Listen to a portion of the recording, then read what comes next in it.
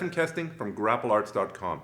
There's a lot of concern out there, and I'm getting a lot of questions about the upcoming zombie apocalypse. There have been a lot of little outbreaks all over the place, some of which have been captured on film. Maybe you've seen them. And there are some people out there who are telling you that Brazilian Jiu-Jitsu and grappling in general will be useless against zombies. And I'm here to tell you that that is the opinion of uninformed and untrained people. And when you look into it, the people telling you that usually have an agenda. They want to sell you some flamethrowers. They have stocks in an arms company. They have a friend of theirs who's got a bunch of vintage Soviet combat helicopters in his backyard that he wants to sell you. So of course, they're fear-mongering. Whereas in fact, Brazilian Jiu-Jitsu is a very, very useful tool to use against zombies in the right situation. Now, of course, if you can get your hands on weapons, that's a good thing.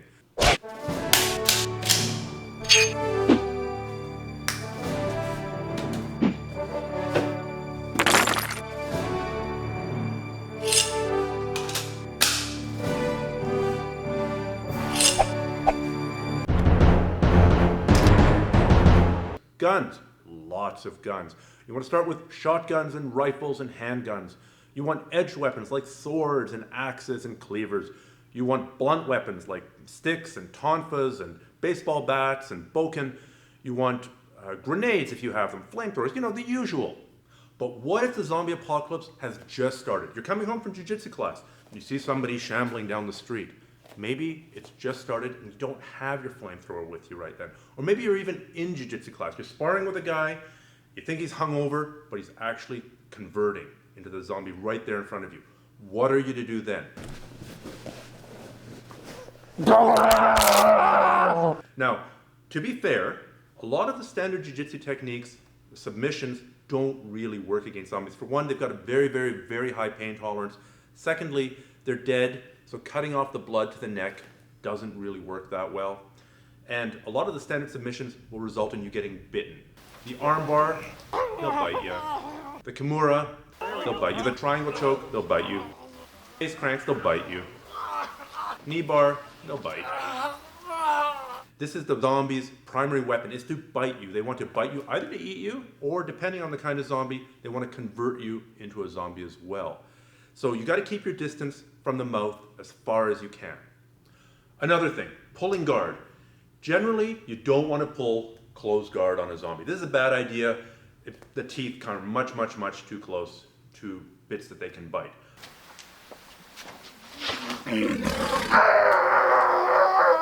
But say you're running away from a zombie and you slip and fall. Or say the zombie pushes you over and you're on your back.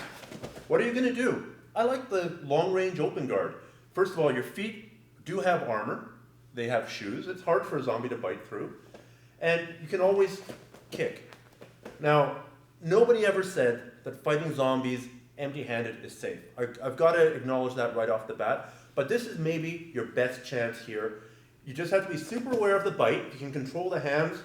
And then when he does go for the bite, you can maybe push him away and kick. Another good option, and this is underappreciated, I think, is X-guard. If you can get a zombie in X-guard, unless it's an extremely flexible zombie, it's pretty hard for them to bite you, right? The teeth are far away, and I can control the zombie fairly well.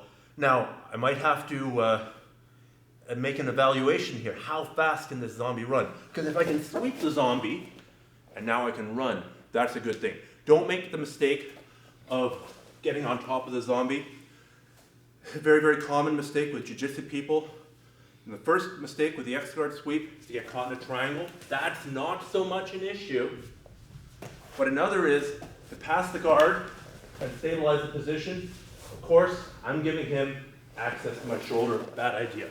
So once you've swept your zombie opponent, you've got a choice to make. Do you think that you can run faster than this zombie? Is it a slow, shambling, Dawn of the Dead style zombie?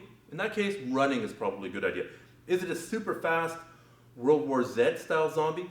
Well, then you've got a more difficult thing. If I get up and run, he might catch me. So now, hopefully I'm wearing heavy duty boots, you know, construction boots or steel toe boots or cowboy boots. At this point, you stomp.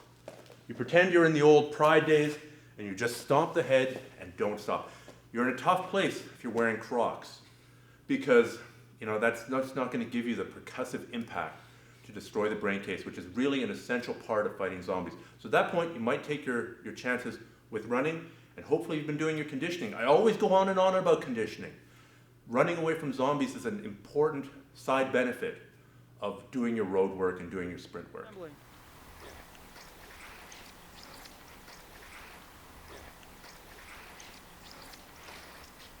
Another aspect of grappling in Brazilian Jiu-Jitsu is the whole grip fighting and pummeling, controlling the upper body and your opponent's limbs. And you'll see why this is important. Let's say that this zombie, either Richie's had a really late night or he's turned into a zombie. I'm not taking any chances. Either way, I'm going to get past him and out the door. Maybe my jacked up, giant, ridiculously overpowered F-150 crew cab dually truck is there with all the guns in the gun rack, and I gotta get to it. Now, he's in between me and my guns, and me and my truck, where I'm gonna head off into the desert and watch out for those ambushes in the gas stations. The gas stations in the middle of the desert are always good ambush sites. Now, we're here. If he's a slow, shambling zombie, which we'll do initially, he's gonna come at me, usually with his arms straight. The goal is to grab me and bite. Arr!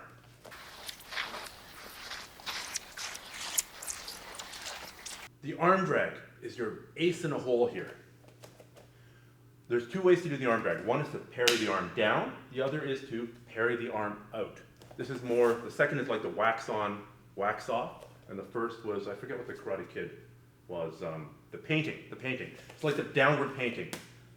So I parry it down, and I come up, and I grab behind the elbow, or behind the armpit. Doesn't much matter. Zombies are pretty stiff-armed, so really as long as you get any purchase, it's good. Now I'm going to pull as hard as I can, him past me, and I take off that way. One caveat, if he's a really decomposing, decayed zombie, I may end up with his arm in my hand, which isn't a bad thing because it's an improvised weapon as well, and I can use that to keep my distance from him. That's the downward parry or the painting. The other is the wax on, wax off. As he comes in, I'm going to parry outwards, get that grip, and again, I'm going to yank as hard as I can, him past me, and I go. Now, there are slow, shambling zombies, and there are super, very, very fast zombies. And you have to make your decisions based on that. Also, your training is important. If he's a slow zombie, just watching this video may be enough to save your life. You may be able to remember to do this. If he's a super fast zombie come flying at you, well, hopefully you've done some training and gotten some repetitions in to get this fast enough to redirect them. Also, if he's a super fast zombie, he may be able to run faster than me. So I may have no choice but to stay there and engage him. So we're here, he's coming running in, I've got his back. Now, I'm gonna get a rear bear hug on him, either here or through the legs, and you'll see that in a second.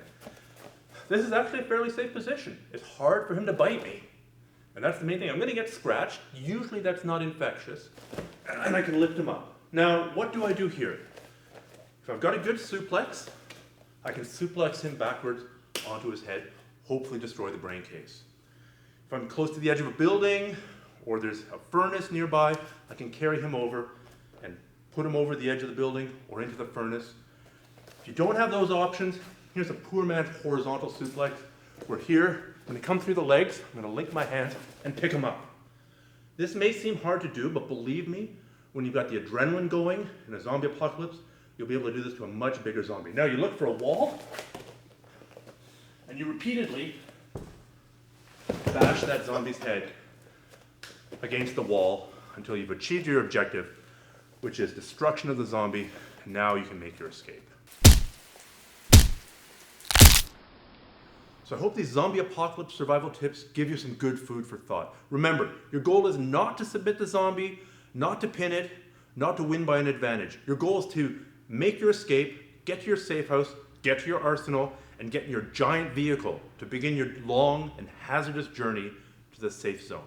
This is Stephan Kesting from GrappleArts.com wishing you good luck and happy hunting in the zombie apocalypse.